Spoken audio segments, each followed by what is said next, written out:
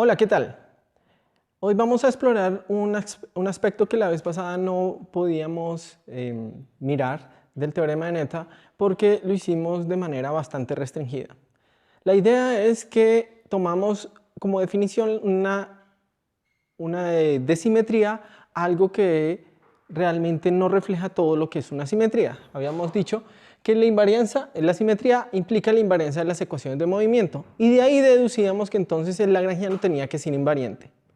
Esto no es cierto porque lo que necesitamos para que las ecuaciones de movimiento sean invariantes es que la acción en sí no cambie o que sea modificada por una constante. Recuerden que las ecuaciones de movimiento salen de minimizar la acción. Así que si modificamos la acción por una constante no cambian las ecuaciones de movimiento. Ahora, que la acción varíe por una constante no implica que el lagrangiano tenga que ser invariante. Es suficiente que el lagrangiano cambie por una derivada total que cuando yo la integre sobre el tiempo me dé una constante. Así que la invariancia de las ecuaciones de movimiento que viene de las simetrías en realidad implica que el lagrangiano va a ser constante o invariante módulo una derivada total. O sea, estamos ahora sí utilizando todo el amplio espectro de lo que puede ser una simetría. Si yo hago todo lo que hicimos en el capítulo anterior, vamos a ver que este señor va a entrar a corregir lo que habíamos hecho antes para la variación del lagrangiano. De tal manera que entonces este señor que antes habíamos encontrado que me daba 0, esta derivada, ahora no es 0. Aparece este término aquí. De tal manera que entonces la derivada de algo con respecto al tiempo que va a ser 0 no es este término solamente, sino que se va a ver modificada por este término extra.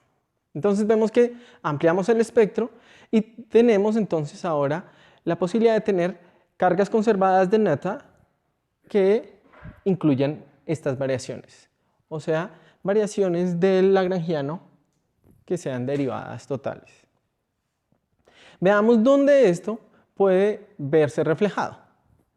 Y para esto utilicemos las traslaciones temporales, o sea, moverme hacia adelante en el tiempo o hacia atrás incluso. Entonces, es esta transformación la que yo estoy buscando. ¿Sí? Una traslación en el tiempo, una constante. ¿Y eso qué implica en el lagrangiano? Entonces, en el lagrangiano, si yo pienso en el lagrangiano simplemente como una función del tiempo, entonces la variación del lagrangiano en el tiempo va a ser el mismo y tomo entonces la primera derivada del lagrangiano, ¿cierto? Sería como su variación, el delta L. Entonces, este señor de aquí sería el delta L. Identificamos entonces que para este tipo de traslación tengo efectivamente una cosa de este tipo. Tengo una variación como una derivada total en el tiempo. Ahora, ¿qué es lo que pasa aquí?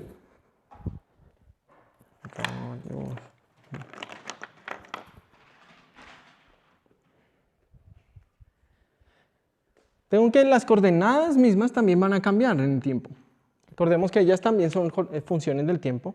Entonces, así como el lagrangiano cambió, las coordenadas mismas van a cambiar y también tengo mis variaciones de las coordenadas.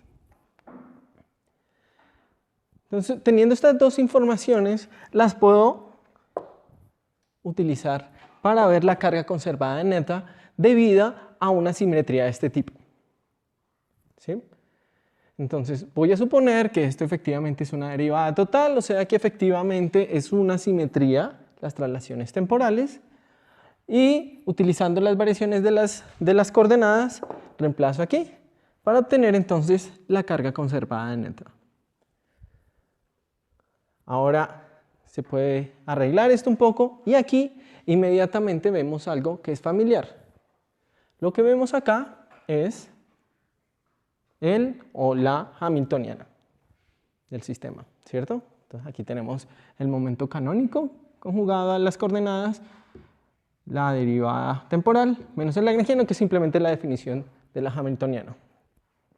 Entonces, ¿qué es lo que me está diciendo el teorema de Neta?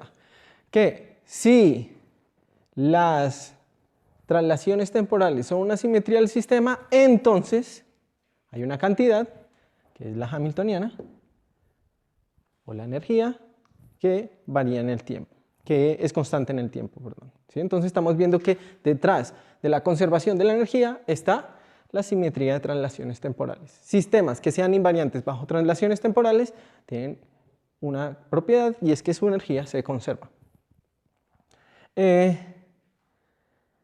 Aquí yo hice una suposición y era que efectivamente esto que aparecía aquí era una derivada total. Eso no es cierto en general. Pensemos que, por ejemplo, apareciera en el lagrangiano mismo una dependencia explícita en el tiempo. Si aparece una dependencia explícita, entonces la variación de L con respecto al tiempo va a ser este señor que ya alguna vez lo habíamos discutido, que es lo que aparece acá, pero aparece además la derivada parcial, que me dice que hay una dependencia explícita en el tiempo. Y vemos entonces que aquí, esta es una derivada total,